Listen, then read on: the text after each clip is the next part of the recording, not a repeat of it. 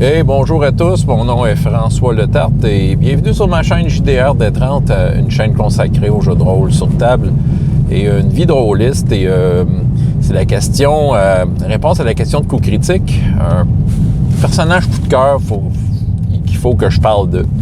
Une question quand même difficile à répondre. Il y a beaucoup, présentement, il y a beaucoup de personnages qui se démarquent dans les différents projets que j'ai. Je vais en nommer quelques-uns. En fait, si je prends juste dans mon parascolaire, commençons par ça. Écoute, dans ma gang du mercredi, là, je donnerais peut-être la palme du coup de cœur, tiens, à un personnage, surtout un joueur, mais un personnage qui s'appelle Sujet. Ben, Sujet, il y a un chiffre, mais je me souviens pas du chiffre, mais c'est une arme forgée. Mais tu sais, moi, une arme forgée, j'ai trop pour mon dire que c'est un robot, que tu sais, on dirait que tout le monde qui joue avec moi, il voit que c'est des robots. Fait qu'il a mis un nom de robot. Puis c'est un gladiateur, mais écoute, son personnage est intense. Là. Il y a des projets, puis il est cool. Puis surtout, le joueur, c'est un joueur imprévisible. Puis, tu sais, je pense que j'aurais des félicitations à y faire, parce que c'est un joueur qui a eu une grosse évolution. Tu sais, je te dirais que, là, 3 ans, là, c'était mon joueur le plus problématique en termes d'attention et tout ça.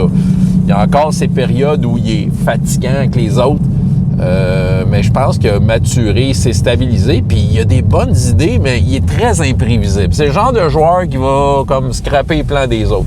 Mais en même temps, écoute, c'est le genre de joueur et son personnage Sujet qui va faire avancer le récit, parce que autant que les autres, des fois, j'ai l'impression qu'ils veulent s'embarquer dans du gros roleplay puis se mettre les doigts dans le nez, autant que lui, il agit, tu sais. Puis, fait que c'est ça. Et c'est ceux qui suivent mes bilans jeux de rôle jeunesse, là, qui écoutent ça, ces temps-ci, je parlais qu'il y a un ancien personnage qui est revenu, un Minotaure, chevalier de la mort, qui est revenu un personnage non-joueur. Il n'y a plus de visage, mais à la place des yeux, des oreilles, il y a des X brodés dans sa peau avec un fil magique. Ben, c'est son ancien personnage, puis il essaie de buter son ancien personnage. Fait que Sujet, écoute, comment je pourrais en parler autre? C'est ça, tu sais, il était comme tout emballé, là, tu sais, de la façon qu'il le décrivait, il était comme un peu comme une momie, là, tu sais, tout emballé. Mais là, quand il a monté de niveau, tu sais, il a voulu comme montrer qu'est-ce qui était en dessous, puis là, ses bandelettes sont toutes tombées, puis on a vu son corps, qui a des symboles uniques, puis tout ça, puis... Tu sais, le joueur, il est vraiment drôle. Je dirais, là, tu sais, autant que là, 3 ans, tu sais, je me disais, merde, il est encore là, lui. Autant que là, ben, tu sais, je pense qu'il y a une question aussi que, tu sais, c'était mon devoir de l'intégrer, puis je pense qu'en fait, ça porte des fruits, là. Puis présentement, tu sais, sérieusement, je le prendrais d'une game, lui. Fait que, tu sais, son personnage Sujet, coup de cœur, c'est ça. Puis en fait, il a tellement il a tellement planté le petit grain d'intérêt dans ce qui est son personnage que j'ai même, en fait, impliqué dans une intrigue qui est émergente, qui sera à découvrir pour les joueurs. Tu sais, j'ai comme un peu relié son robot dans l'histoire, parce que son robot a un passé mystérieux. Fait que mets-moi un passé mystérieux entre les mains, puis je t'arrange ça avec un drame qui va te retomber d'en face. Bon, si je regarde mon autre groupe de parascolaire du jeudi, tu sais, cette semaine, il y a le Minotaure, ami des animaux, qui a perdu sa main parce qu'il a figé devant une momie. Mais lui, c'est un personnage qui est intense, c'est un joueur qui est intense, c'est un joueur qui a découvert ça l'année passée, puis il est vraiment dedans, là, tu sais... il est impliqué, il pense à son affaire, il fait toutes sortes de moves, tout ça. Évidemment, il y a mon elfe chevalière, une joueuse, ça fait 3 ans qu'elle joue son personnage, puis... tu sais, je pense qu'elle aime beaucoup son personnage. C'est sûr que c'est un personnage qui est très fort. Fait que, vu que ça fait longtemps qu'elle l'a, clairement, c'est comme la chef du groupe. Mais elle prend comme son rôle au sérieux. Moi, je pense qu'elle apprécie vraiment sa place. C'est ça. C'est des petits coups de cœur à droite et à gauche. Je prends Uncharted Worlds. Ben écoute, ça, là, c'est intéressant, on va dire, de jouer avec des joueurs qui ont envie que leur personnage brille, puis c'est tous des coups de cœur à leur façon. Je vous reparlerai pas du révérend, mon propre personnage, parce que j'en ai parlé en masse, clairement, OK, c'est ainsi, quel est mon personnage préféré à jouer, mon coup de cœur à moi, ben c'est sûr, ce personnage-là me permet de vivre des trucs, mais je l'ai déjà raconté. Là, je vais donner l'étoile à quelqu'un d'autre. Mais je donnerais l'étoile à l'équipe. Tous et chacun sont intéressants, sont le fun. Stéphanie avec Squeak, C'est un robot en forme de rat. Fait que on dit que c'est un rabot. Mais tu sais, Stéphanie, elle a comme développé une personnalité complexe. Elle a comme décidé que son personnage avait été rabouté avec différents bouts de robots. Ce qui fait que maintenant, elle avait des personnalités multiples. Elle les jouait super bien. C'est ça, ça nous mettait dans le trouble.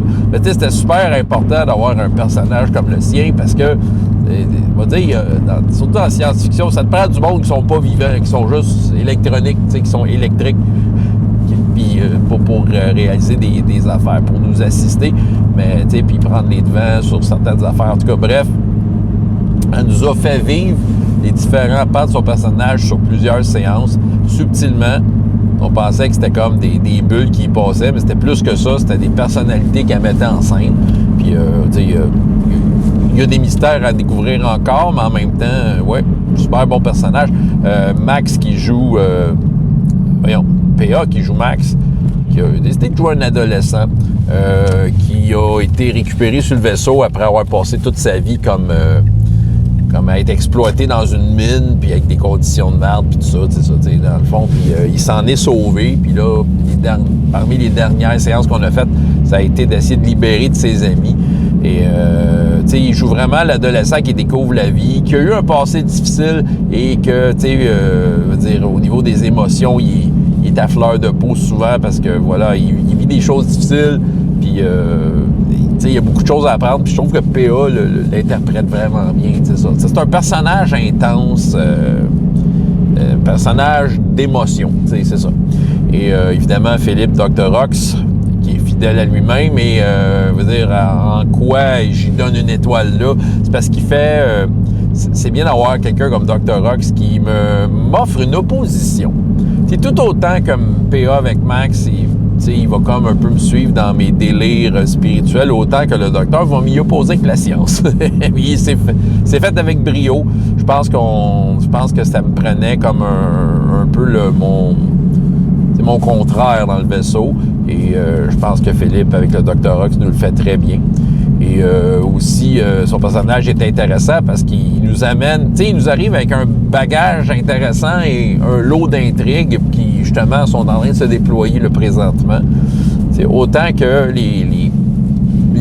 jusque-là, les séances qu'il a vécues avec nous autres, c'est plus genre d'essayer de se cacher de son passé, autant que là, son passé le rattrape et c'est du carburant pour les aventures. Et c'est ça, c'est grâce aux idées à Philippe, de la façon que ça a été joué. Il y a une romance avec une haute placée de l'Alliance Gaienne, le système solaire sur Mars, puis c'est ça. Non, tu sais, c'est tout du monde qui sont éligibles à des coups de cœur, là, tu sais, c'est ça. J'en ai parlé un peu. Mais je dirais que mon coup de cœur, je vais y aller avec la saveur du moment. Quelque chose qui est passager, mais qui est là présentement. Je vais comme donner la palme à l'équipe au complet, mais je vais parler de Labyrinthe, tout simplement. Labyrinthe, ils me font vivre vraiment une aventure dans Labyrinthe. T'sais, je veux jouer à Labyrinthe, Jim Henson's Labyrinth, je veux que ça ait l'air de ça. Ben, clairement, j'ai des joueurs qui sont dédiés à faire vivre leur personnage pour nous donner l'impression qu'on est dans une histoire, dans cet univers-là. Puis voilà, fait que tu sais, la palme va vraiment aux trois. J'aurais bien de la misère à dire lequel des trois se démarque, parce que les trois personnages très, très différents, mais complémentaires. On le voit au fil des scènes, là, chacun a son moment où il se sent utile et impliqué. Fait que je vais vous en parler un peu, là, mais dans le fond, il y a Catherine qui joue Ash, un Fiery. Fiery, c'est les bonhommes un peu orange qui s'arrachent des bouts de bras, puis les jambes, puis leur tête, puis ils jonglent avec tout ça, puis ils font le party. Pour ceux qui ont vu le film, ils s'en souviennent de cette scène-là. Ils essaient d'arracher la tête à Sarah. Mais c'est ça. Puis, écoute, elle le joue très, très bien. Elle est très intègre. On y croit à son Fiery. C'est ça qui est le fun. C'est un bonhomme de party. Dans la plupart des scènes, elle va faire le party. Puis, elle va surutiliser ses capacités de faire du feu avec ses doigts puis de s'arracher des membres. Parce que... Puis c'est ça. Ben, je l'apprécie, en fait, parce que le nombre de fois que tu joues à du jeu de rôle, que les personnages ont des capacités super hautes, mais ils n'osent pas les utiliser. T'sais. Mais non, elle les utilise. Elle y va à fond. Là, le Fiery est très cool. Puis de la façon qu'elle l'a monté, c'est que l'aventure soit réussie ou qu'elle échoue.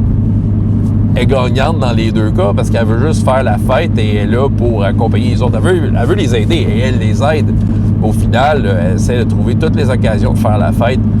Puis, on y croit, là. C'est vraiment un personnage de labyrinthe. Je le sens vraiment que c'est un Fiery qui est sorti de sa petite gang, qui a suivi les personnages présentement, puis qui continue d'être ce qu'il est, là. Un personnage comme qui est là pour avoir du plaisir. Écoute, Crystal qui joue Little Winnie, un worm, ben écoute, je vois sous mes yeux se déployer la vie d'un de ces personnages-là qui passe très rapidement dans le film, mais qui est très marquant. Ceux qui ont vu le film se souviennent tous du verre qui dit bonjour, tu sais, mais puis qui dit d'autres choses, là, mais on se souvient que c'est le bonjour qui est comme le... C'est quasiment un mime, là, mais là, il est là, puis elle le joue... elle me donne vraiment l'impression que c'est un verre qui est dans cette histoire-là, et qu'il y a un enjeu par rapport à ce verre-là. C'est un objet que le roi Gobelin lui a dérobé. Mais elle le joue, tu sais, elle a un aspect qui est naïveté, puis elle le joue à fond. Puis, tu sais, si j'aurais donné un trophée pour le plus grand nombre de jeux de mots, je pense que Crystal gagnerait avec son la quantité de jeux de mots qu'elle sort. Des fois, je m'en aperçois pas sur le coup. C'est un jeu qui est demandant un peu pour les meneurs de jeu. Ça, je vais y revenir quand je vais avoir fini cette aventure-là. Quand je réécoute les games, je veux dire, des fois, là, j'éclate de rire, là, les jeux de mots qu'elle sort, c'est vraiment incroyable. Puis je peux vraiment croire son personnage qui est là à dire ces jeux de mots-là. Puis c'est ça. Puis qui laisse, tu sais, qui prend sa place. C'est ça. Puis finalement, Marc avec ses Willimot, qui joue un fier chevalier de Yar. Évidemment, on a le modèle dans le film, le chien, qui est complètement intègre, là, tu sais, il est complètement dans son rôle de chevalier, il y va à fond. Ben là, je pense que Marc a réussi à camper une loutre qui est tout à fait là, puis à chaque scène, ben tu sais, c'est le fier chevalier, on a affaire au fier chevalier qui va tout faire pour l'honneur et le respect, la justice et tout ça, puis il n'y a rien qui va l'arrêter, là, t'sais, malgré les difficultés, des fois qu'il ralentisse, toujours l'intention d'aller au bout de n'importe quelle injustice à corriger, surtout des injustices face à l'honneur. Aussitôt que l'honneur est mis en jeu, là, ça, il laisse pas passer. Fait que, tu sais, j'ai bien de la misère à donner un coup de cœur, mais je dirais que, étant donné le moment où est sortie cette question-là et le moment où j'y réponds, ben, je vais y aller avec ma saveur du moment. Je donne mon coup de cœur aux 3 personnages que je viens de vous décrire de ma petite série d'aventures sur Labyrinth, Jim Henson's Labyrinth, qui s'en vient vers la fin. Là. En fait, je prévois, au moment de faire cette vidéo-là, encore peut-être 2 séances pour aller au bout et faire le bilan de tout ça, à savoir est-ce que j'ai joué Labyrinthe comme il se doit. Puis, en fait, c'est positif déjà, donc, mais vous allez avoir tout ça vers la fin. Fait que, coup de cœur à ces 3-là. Voilà, François Letarte, JDR Détente, et jusqu'à la prochaine fois, il y a autant de plaisir dans la vie que dans les jeux. Au revoir.